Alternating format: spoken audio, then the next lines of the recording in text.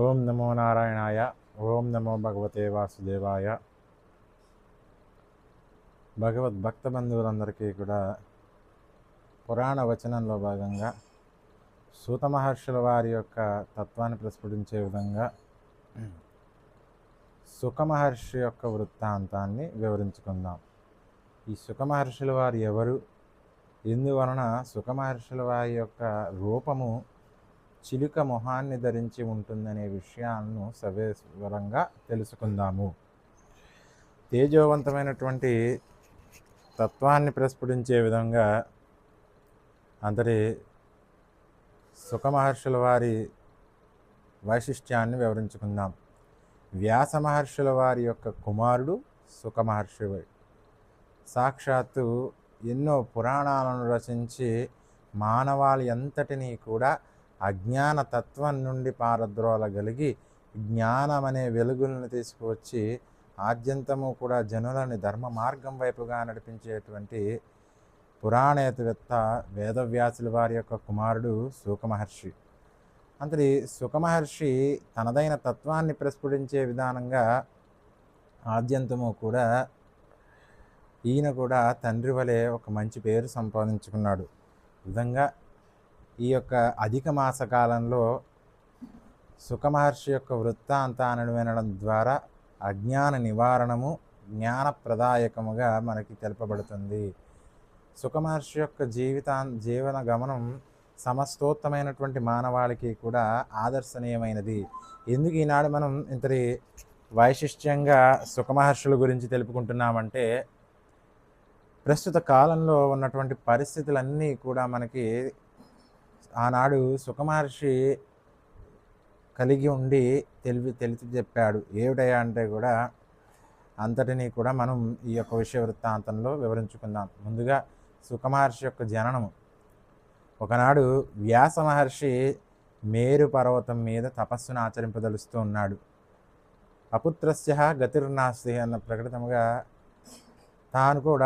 తాను కూడా సంతానం కొరకు తపించి ఎంతగానో పుత్రుడు లేనిదే పున్నామ నరకం నుండి తప్పించలేని వాడెవడు అనుకుంటూ ఒక పుత్రుణ్ణి కని ఆ యొక్క తత్వాన్ని అందరినీ కూడా ప్రస్ఫుటించి సమస్తోత్తమైనటువంటి జనులందరినీ కూడా చైతన్యపరచాలని చెప్పి వ్యాసుడు సదుద్దేశంతో తపస్సును ఆచరింపదలిచాడు.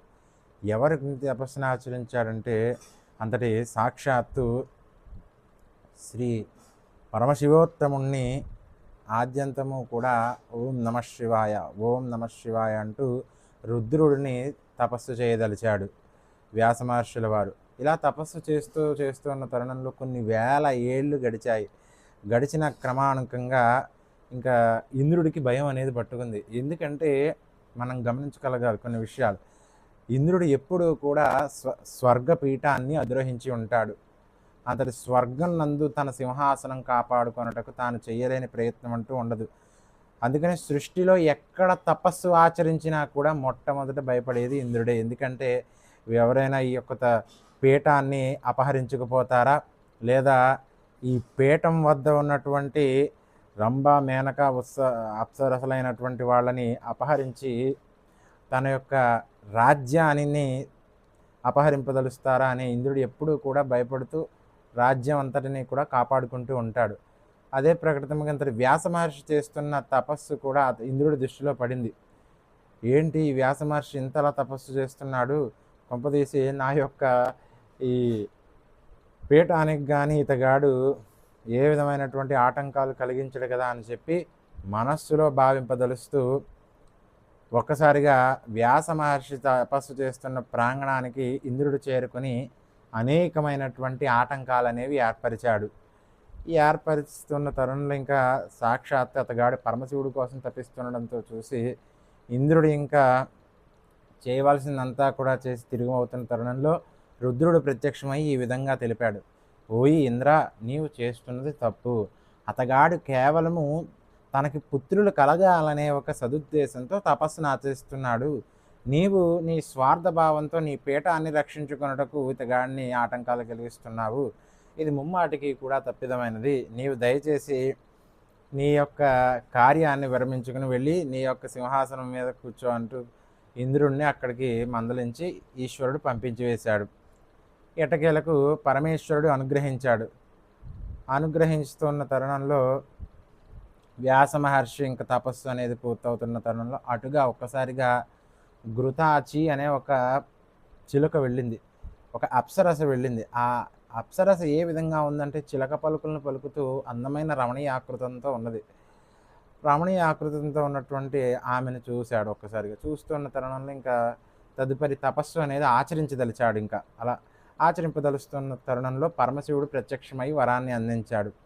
అందించిన వరం తాలూకు ప్రభావం చేత వ్యాస మహర్షికి చక్కటి మగబిడ్డ జన్మించాడు. ఏ విధంగా అంటే కూడా అయోనిజుడిగా జన్మించాడు, అరణీ గర్భ సంభూతుడిగా జన్మించాడు. అతడు ఘృతాచిని చూచి కొద్దిపాటి మోహాన్ని కలిగి ఉండడం చేత ఆ యొక్క రూపాన్ని తపస్సు యందు ఆంక్షించడం చేత ఆ తేజస్సు వలన సుఖమహర్షుల వారికి చిలక రూపం అనేది పొందగలిగి అంతటి సుఖమహర్షి పుట్టగానే చాలా తేజస్సుతో జన్మించాడు.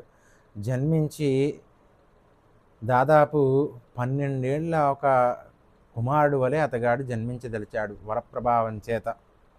అలా జన్మించి ఉన్న తరుణంలో ఎంతగానో ఇంకా తన కుమారుడికి అనేకమైనటువంటి విద్యలనేవి వ్యాస మహర్షి అందింపదలిచాడు.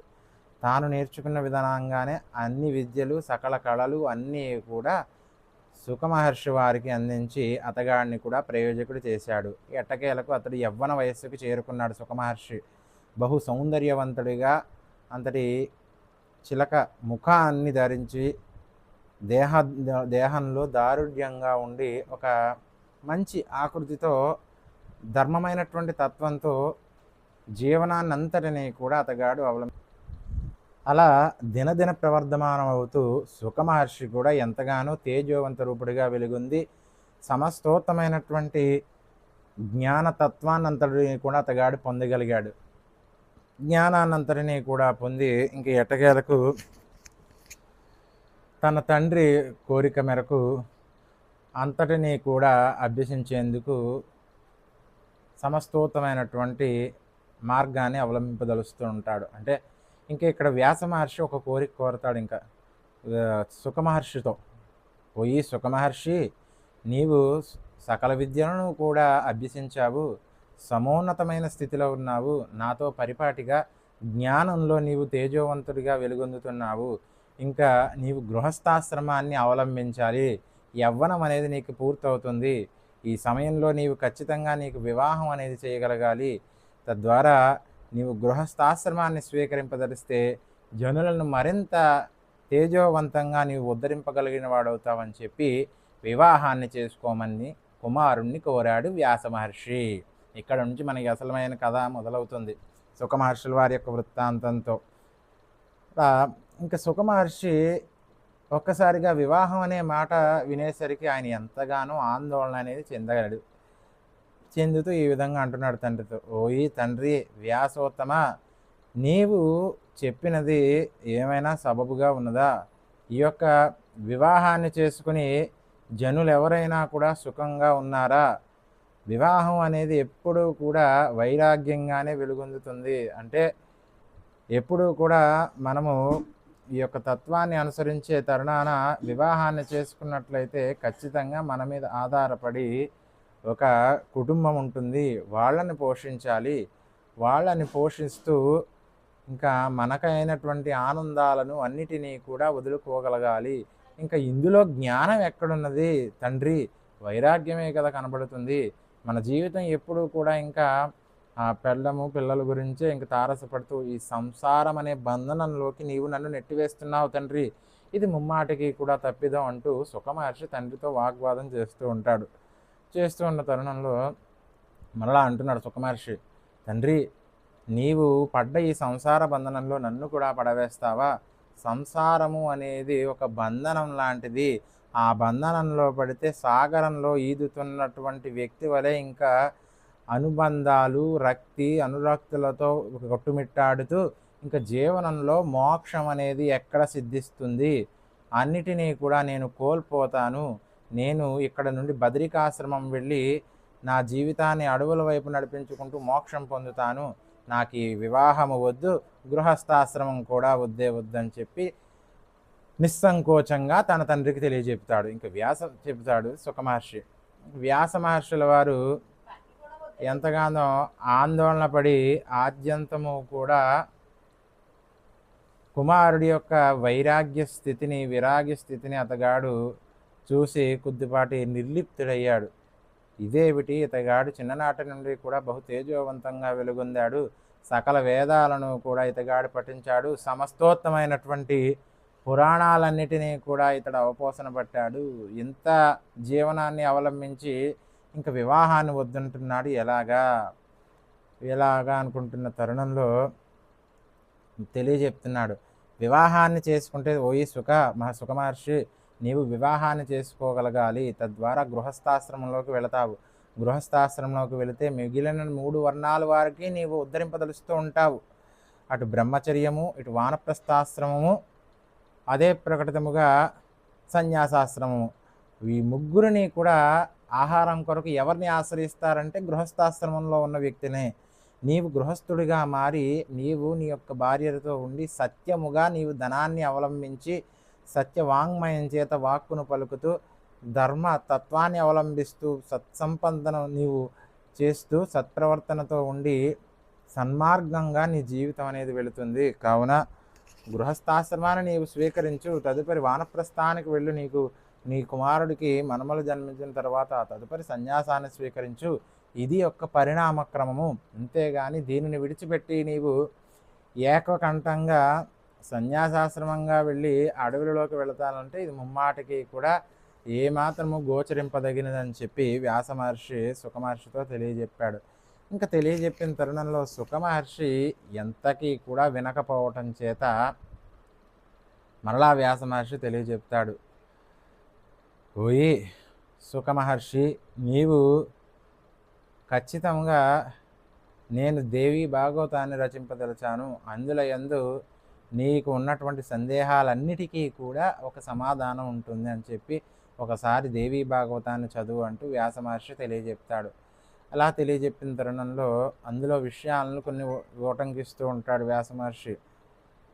శ్రీ మహావిష్ణువు నదితో తేలియాడి అంతటి వటపత్రం మీద ఉండి తన జీవన గమనాన్ని ప్రారంభించిన తరుణంలో అనేకమైనటువంటి ప్రశ్నలు అనేవి శ్రీ మహావిష్ణువుకు తలెత్తుతాయి.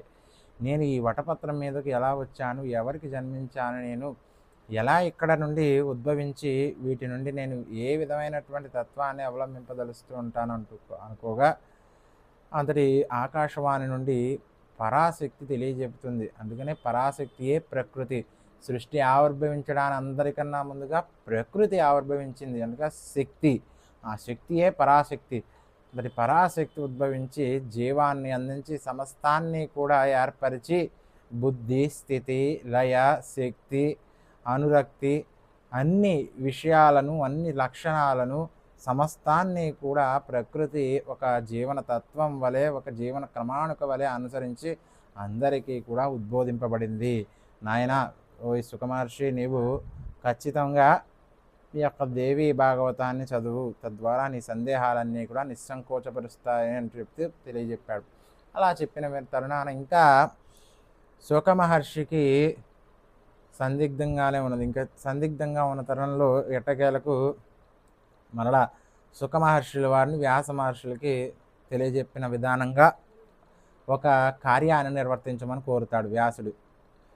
ఓయి సుఖమహర్షి, నీవు సమీపాన ఉన్నటువంటి మిథిలా నగరానికి చేరుకో. మిథిలా నగరం వద్ద ఉన్నటువంటి జనకుడు నీకు అర్థమయ్యే విధంగా చెబుతాడు. అతగాడు గృహస్థాశ్రమాన్ని చేపట్టి ఏ విధంగా రాజ్యంలో ఉన్నటువంటి ప్రజలందరినీ కూడా ధర్మ మార్గంగా చూసుకుంటూ ధార్మిక జీవనాన్ని అవలంబిస్తూ అన్నిటినీ కూడా సమపాలన గావించి ఏ విధంగా పరిపాలన చేస్తూ ఉన్నాడో ఒక్కసారి నీవు మిథిలా నగరానికి వెళ్ళి అక్కడ ఏం జరుగుతుందో చూడు. తద్వారా అక్కడ నీకు విదితమైతే వివాహం చేసుకుంది కానీ, లేకపోతే నీవు అనుకున్నట్లుగా సన్యాసానికే చేరుకుంది కానీ అంటూ కోరగా ఇంక ఎంతగానో ఆనందపడి ఒక్కసారిగా సరే నీవు చెప్పావు కదా తండ్రి అంటూ మిథిలా నగరానికి బయలుదేరాడు సుఖమహర్షి. మిథిలా నగరానికి బయలుదేరినటువంటి సుఖమహర్షికి ఆద్యంతము కూడా విభిన్న పరిస్థితులు అనేవి కానబడుతూ ఉంటాయి. మొట్టమొదటిగా చేరుకోగానే ఒక ద్వారపాలకుడు అడ్డగిస్తాడు. ఈ యొక్క శుక మహర్షుల వారిని అడ్డగించి, నీవు ఎక్కడి నుంచి చేరుకున్నావు, ఏమిటి నీ పరిస్థితి, ఎందుకని ఇంత వ్యయప్రయాసలు పడుతూ చేరుకున్నావు, నిన్ను ఈ లోపలికి వెళ్ళడం సాధ్యపడదు అంటూ కొరగా శుక మహర్షి ఒక్కసారిగా నిర్లిప్తుడవుతాడు. 7 పర్వతాలు దాటుకుని దాదాపు చాలా పరిపాటిగా నేను ప్రయాణం చేస్తూ ఉన్నాను. అడవుల వెంబడి ప్రయాణం చేసి వచ్చాను. నా తండ్రి గారు చెప్పిన జనకోత్తమ వారి యొక్క దర్శన భాగ్యాన్ని పొందాలనుకున్నాను. నాకు వీలు పడటం లేదా అని చెప్పి ద్వారపాలకుడితో చెప్పి ఎంతగానో బాధపడతాడు. ఇక బాధపడుతూ ఉన్న తరుణంలో ఆ యొక్క ద్వారపాలకుడికి ఇతగాడి పరిస్థితి చూసి అర్థమైంది. ఒక సదోత్తముడు, పురుషోత్తముడు ఎక్కడి నుండో ఇక్కడికి చేరుకున్నాడని చెప్పి అతగాడి స్థితిని, బాధను చూసి, తెలియక చేశాను నాదా, మిమ్మల్ని లోపలికి పంపిస్తాను, బహు బాటసారిగా మీరు ఎక్కడి నుండో వచ్చారు, మమ్మల్ని క్షమించండి అని చెప్పి లోపలికి విడిచిపెట్టాడు. ఒక్కసారిగా అంతటి జనక మహారాజు గారి నుండి విచ్చేసినటువంటి రాజ్యం నుండి చేరుకున్న ఒక మంత్రి శుక మహర్షిని చూసి దరికి చేర్చారు. అయ్యా శుక మహర్షి, రండి, మీకు ఇవే మా స్వాగతాలు. మా ద్వారపాలకుడు మిమ్మల్ని తెలియక ఇక్కడ నిలిపివేశాడు, ముమ్మాటికి తప్పిదమే, రండి మా ఆతిథ్యాన్ని స్వీకరించండి అని చెప్పి అంతటి శుక మహర్షి యొక్క తత్వాన్ని అంతటినీ కూడా ప్రస్ఫుటించి అతిథి మర్యాదలతో లోపలికి ఆహ్వానింపజేశారు. ఆహ్వానింపజేసిన వెంటనే అక్కడ జనక మహారాజు గారి యొక్క తేజస్సును చూసిన శుక మహర్షి ఎంతగానో ఆనందపడి అక్కడ రాజ్యంలో ఉన్నటువంటి ప్రజలందరూ కూడా ధర్మ మార్గంలో ఉండుట చూసి శుక మహర్షి ఎంతగానో ఆశ్చర్యానికి గురయ్యాడు. ఒక మహారాజు ఇంతటి రాజ్యాన్ని నిరంజకంగా ఉంటూ ఎటువంటి వాంఛలు కలగకుండా ఏ విధంగా పరిపాలింపదలుస్తున్నాడని ఆశ్చర్యపడి ఈ విధంగా జనక మహారాజు గారి వద్దకు చేరుకుని సమీపిస్తాడు. అయ్యా జనకోత్తమ, సదా మీకు ఇవే మా నమస్కారాలు. మా తండ్రి గారు నన్ను మీ వద్దకు పంపించారు. ఏ విధంగా మీరు రాజ్యాన్ని పరిపాలింపదలుస్తున్నారో, సంసార బంధనాన్ని అన్నిటినీ కూడా చూస్తూ ఏ విధంగా మీరు కర్తవ్యాన్ని చేయదలిచారు అని చెప్పి ఇక్కడికి పంపించారు అనగా జనక మహారాజు తెలియజెప్తాడు శుక మహర్షితో. ఓయి శుక మహర్షి, మీరు వచ్చిన పని విదితమైనది. మీ తండ్రి గారు మాతో అన్ని విషయాలు కూడా చర్చించారు. ఖచ్చితంగా మీ తండ్రి గారు చెప్తున్నట్లుగా మీరు గృహస్థాశ్రమాన్ని చేపట్టాలి. మీరు సకల వేదాధ్యాయనులు, జ్ఞాన ప్రకాశకులు, ఇంతటి తేజోవంతమైనటువంటి శక్తి కలిగి ఉన్నటువంటి మీరు ఇలా గృహస్థాశ్రమాన్ని చేపట్టకుండా ఉంటే మిగిలిన 3 వర్ణముల వారిని కూడా మీరు త్యాజింపజేసిన వ్యక్తులుగా మిగిలిపోతారు. ఎందుకంటే చాతుర్వర్ణ వ్యవస్థ అనేది బహు శక్తివంతమైనది. అందులో గృహస్థాశ్రమం మిక్కిలి ప్రాముఖ్యతతో కూడుకున్నది. అటు సన్యాసాశ్రమంలో ఉన్న వ్యక్తి, బ్రహ్మచార్యంలో ఉన్నటువంటి వ్యక్తి, వానప్రస్థాశ్రమంలో ఉన్న వ్యక్తి, 3 వ్యక్తులు కూడా ఖచ్చితంగా గృహస్థుల వద్దకు వెళ్ళి ఆశ్రయింపదలుస్తారు ఆహార నిమిత్తము. అందుకనే ఎప్పుడు కూడా గృహస్థుడు ఎలా ఉండాలి అంటే తన భార్యతో సమేతుడై ఉండి ఆద్యంతము కూడా కుటుంబ బాధ్యతలు నిర్వర్తిస్తూ ధర్మపారాయణుడై ఉండి సత్యవాగ్మయంగా ఉంటూ తన పనిని తాను నిర్వర్తిస్తూ ఎదుటి వాళ్ళకి హాని చేయకుండా తన సంపదను తాను సంపాదించుకుంటూ తన కుటుంబానికి పోషిస్తూ అదేవిధంగా ధార్మికంగా దానములు అనేవి చేస్తూ ఉంటున్నట్లయితే తన తర్వాత తరం అనేది వృద్ధి చెందుతుంది. నాదా, నీవు కూడా నీ జ్ఞానాన్ని ప్రకాశింపజేసి నలుగురికి అందించుము. నీవు వివాహాన్ని చేసుకుని అనేకమైనటువంటి నీ జ్ఞానముతో డబ్బుని ఆర్జించి ఆ యొక్క డబ్బుతోనే అందరికీ కూడా నీవు దాన ధర్మాలు అనేవి చేయు. నీవు ఆందోళన పడుతున్నట్లుగా సంసారము అనేది బంధనము కాదు, సంసారము అనేది అనుబంధము. రక్తితో కూడుకున్నటువంటి ఈ యొక్క అనురక్తిలో నీవు నిలబడగలగాలి. అంతేగాని విరక్తి చెందావు, వైరాగ్యుడిగా మిగిలిపోతావు. ఖచ్చితంగా నీవు ఈ సంసార సాగరంలో ఉండి ఈ సాగరంలో ప్రతి ఒక్క ఆటంకాన్ని ఎదుర్కొంటూ ప్రతి ఒక్క తత్వాన్ని కూడా నీవు అనుసరింపదలుస్తూ మోక్షాన్ని అందిస్తుంది. నీవు చిట్ట చివరగా చేరుకునే వానప్రస్థ సన్యాసాశ్రమాలను కూడా అనుభవించగలుగుతావు. నీ మనవడుల్ని అందరినీ కూడా జ్ఞానప్రకాశులుగా చేర్చి అంటూ జనకోత్తముడు హితబోధ చేయదలుస్తూ ఉంటాడు. సుఖమహర్షుల వారికి హితబోధ చేస్తూ ఉన్న తరుణంలో ఇక ఎట్టకేల సుఖమహర్షి తెలుపుతాడు చిట్ట చివరగా, అయ్యా జనకోత్తమ, మీరు ఈ సంసార సాగరంలో పడి ప్రతి పని కూడా అందరి మీద కూడా ఆధారపడగలగాలి. ఈ ఆధారపడడమే కాకుండా ఏ విషయము కూడా మీ చేతిలో ఉండదు. ఒక ద్వారాన్ని తీయాలి అంటే ద్వారపాలకుడి మీద ఆధారపడాలి. ఒక రాజ్యాన్ని పరిపాలించాలంటే సైన్యాధ్యక్షుడి పట్ల ఆధారపడాలి. ఒక యుద్ధం చేయాలంటే మీ వద్ద ఉన్నటువంటి సైన్యం సరిగ్గా ఉన్నదో లేదో చూసుకోగలగాలి. ఆహారం కావాలంటే వంటవాడి మీద ఆధారపడగలగాలి. ఇలా అందరి మీద అందరి యొక్క భావాలని అన్నిటినీ కూడా మీరు తెలుసుకుంటూ కలుపుకుంటూ ముందుకు వెళ్ళాలి. ఇక్కడ మీ వంటి పాత్ర ఏముంటుంది? ఇంకా అందరినీ కూడా మీరు చూసుకుంటూనే మీ బతుకంతా కూడా ఇతరుల వ్యక్తుల్లో ఉంది. మీరు మీకోసం బతకడం లేదు, ఇతరుల కోసం బతుకుతున్నారు అంటూ సుఖ మహర్షి జనక మహర్షులకి ప్రశ్నలు అనేవి సంధిస్తాడు. జనక మహర్షి కూడా సుఖ మహర్షులకి జ్ఞానోదయం అయ్యే విధంగా తెలుపుతాడు. ఓయ్ సుఖ మహర్షి, నీవు చెప్పిందంతా కూడా విదితముగా ఉన్నది. అయితే ఇందులో నీవు చంచల దృష్టితో చూసావు కానీ అచంచలమైనటువంటి భావతత్వాన్ని నీవు గ్రహించలేకపోతున్నావు. శ్రద్ధగా వినుము.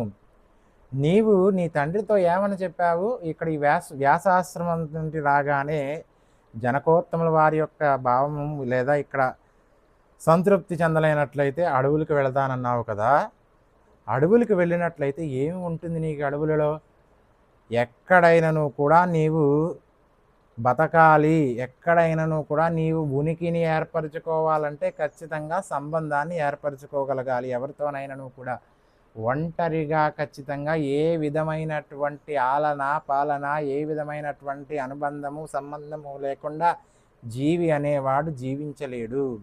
కనీసం నీవు ఆహారం కొరకైనను కూడా అడవిలో ఏ ఆకునో అలమునో తీసుకుని నవ్వులుతూ, ఏ చెట్టునో చేమ వద్దో నీవు నిద్ర వస్తే సెదతీరి, ఏ పక్షినో ఏ జీవాన్నో నీవు ఆహారం కొరకు తీసుకుని లేదా వాటి నుండి స్వేచ్ఛ విహారాన్ని పొంది అన్నిటి యందు కూడా నీవు అడవుల్లోనైనా కూడా అనుబంధం ఏర్పరచుకోగలగాలి. లేదా నీ యొక్క జాడ అనేది ప్రశ్నార్థకం.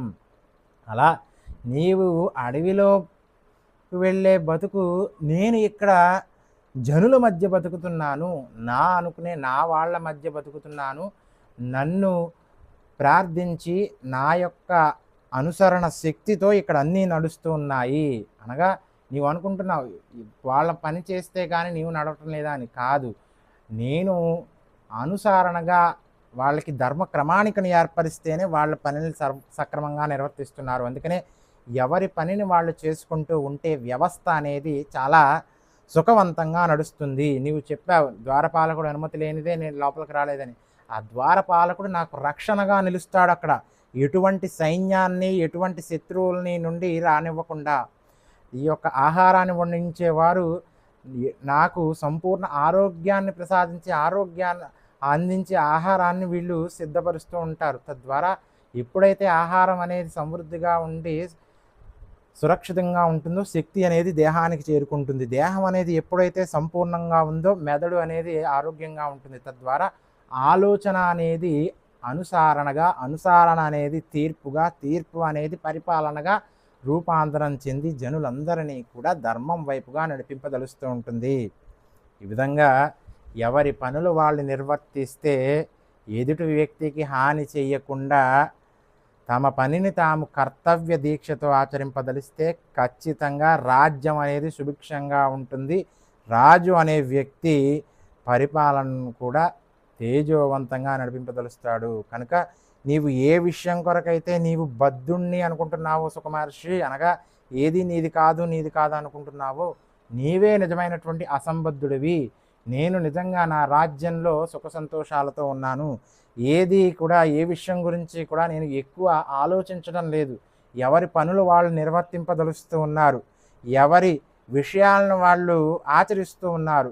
నీ వలె ఒక విషయం గురించి ఆచరించి ఒకటే విషయాన్ని పట్టుకుని కూర్చుని అలాగే చేస్తున్నానంటే కాదు. కాలానుగుణంగా చేపట్టే మార్పులను ఒక నదీ ప్రవాహంలా మనం ఈదుకుంటూ ఉంటూ సమస్తాన్ని కూడా జయించగలగాలి. ఇకనైనా నీకు అర్థమవుతుంది అనుకుంటున్నాను సుఖమహర్షి. నేను చెప్పిన ఈ యొక్క జ్ఞానోపదేశాన్ని నీవు స్వీకరించి మీ తండ్రి గారు చెప్పిన గృహస్థాశ్రమాన్ని అనుసరించి అంటూ సుఖమహర్షులకి జనక మహర్షుల వారు ఉపదేశం అనేది చేయదలిచారు. ఈ విధంగా చేసిన తరుణంలో అంతటి జనక మహర్షి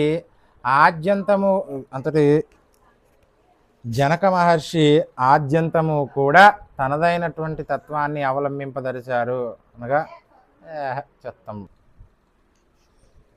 ఆ విధంగా జ్ఞాన తత్వాన్ని ప్రస్ఫుటించే జనకోత్తముల వారి యొక్క అనుగ్రహించే విధానం అనేది సుఖమహర్షుల వారికి అత్యంత శ్రేయోవిదాయకంగా రూపొందింది. అలా ఏమిటయ్యా అంటే కూడా ఇంక ఎట్టకేలకు సుఖమహర్షి పీవరి అనే ఒక వనితామణిని వివాహం చేసుకుని నలుగురు కుమారులకు జన్మనిచ్చి ఒక కుమార్తెకు జన్మనిచ్చి తన జీవనాన్ని ధర్మ మార్గం వైపుగా నడిపించి చివరగా వానప్రస్థం చేపట్టి ఇంకా అంత్యదశలో పరమశివుని యొక్క కైలాస నగరానికి చేరుకుని తపస్సును ఆచరించాడు. ఆ యొక్క తపస్సును ఆచరించే క్రమాన్ని ఇంక జీవితాన్ని పరమేశ్వరుడికి అంకితం చేశాడు. ఇక వ్యాస మహర్షి తన కొడుకు యొక్క జీవన తత్వాన్ని మెచ్చి అంతటినీ కూడా సంతోషించి జీవనం గడుపుతున్న తరుణంలో ఒకానొక సమయాన కొడుకు యొక్క మరణ వార్త విన్నటువంటి వ్యాస మహర్షి కుంగి కుశలమయ్యి మరలా పరమశివుడికి ప్రార్థించాడు. ఈశ్వర, నా కొడుకు మహా తేజస్సంపన్నుడు, ఆ విషయం కూడా నీకు కూడా విదితమే అంటూ కోరగా ఈశ్వరుడు తెలియజెప్పాడు. ఓ ఈ వ్యాస మహర్షి, నువ్వెందుకని ఇంత బాధపడుతున్నావు? నీ కుమారుడు బహు తేజోవంతుడు, బహు శక్తిశాలి, బహు బలశాలి, ఎవ్వరూ చేపట్టలేనిటువంటి యజ్ఞాలు అతగాడు నిర్వహించారు. అనేకమైనటువంటి జ్ఞానతత్వాన్ని అతడు అందుకున్నాడు. ఇంకా చిట్ట చివరగా అతగాడు దేహాన్ని విడిచిపెట్టాడు. ఇంక నువ్వు ఏమాత్రం బాధపడకూడదు. నీకు అతగాడు అపూర్వమైనటువంటి కీర్తిని చేకూర్చాడు కదా, నీ వంశాన్ని వృద్ధి చేశాడు కదా, మరి ఎందుకని ఈ బాధ అంటుండగా నేను నా కుమారుడు లేక ఉండలేకపోతున్నాను నాదా అంటూ కోరగా ఇంకా ఈశ్వరుడు వ్యాసుడికి తెలియజెప్పాడు. సరే, నీ కుమారుడు నీ పక్కనే ఉంటాడని చెప్పి ఒక వరాన్ని ప్రసాదించాడు. ఏమిటయ్యా అంటే అందుకనే వ్యాసుడు ఎక్కడ వెళ్తున్నా కూడా తన కుమారుడి యొక్క నీడ వెంబడిస్తూనే ఉంటుంది. అలా సుఖమహర్షి తన జీవితం అంతా కూడా చరితార్థంగా చేసుకుని అనేకమైనటువంటి విషయాలు అనేవి తెలుసుకుంటూ అనేకమైనటువంటి పురాణాలు అనేవి అతగాడు అభ్యసించి అన్ని వేద వాంగ్మయాలను తెలుసుకుని యజ్ఞయాగాదులు క్రతువులు అన్నీ కూడా అతగాడు ఆచరించి తన తండ్రి వ్యాసుడి కీర్తిని మరింత రెట్టింపజేసి అంత్యకాలంలో పరమేశ్వరుడి సన్నిధికి చేరాడు. కనుక భగవదోత్తానికి ప్రతీక అయినటువంటి సుఖమహర్షి యొక్క వృత్తాంతాన్ని జనులందరూ కూడా శ్రవణం గావించి సుఖమహర్షి యొక్క అనుగ్రహాన్ని పొందగలగాలి. సుఖమహర్షి యొక్క వృత్తాంతం ఏమి తెలుపుతుందంటే కూడా ప్రతి ఒక్క విషయాన్ని కూడా ఎక్కువగా ఆలోచించకుండా కూలంకుషంగా తీసుకుని భగవంతుడి మీదే భారం వేయదలిచి ఒకానొక పరిస్థితిలో ఆందోళన కలిగినప్పటికీ కూడా సరైనటువంటి వ్యక్తి గురువుగా ఉంటే అజ్ఞానం అనేది చీకట్లు పారద్రోలి జ్ఞానం అనే తత్వం కలుగుతుంది. కనుక అందరూ కూడా ఈ యొక్క అధిక మాస కాలంలో ఈ యొక్క సుఖమహర్షి యొక్క వృత్తాంతాన్ని శ్రవణం గావించండి. అజ్ఞానం అనేది వైదొలగి జ్ఞానతత్వం అనేది కలుగుతుందని ప్రతీతి. స్వస్తి.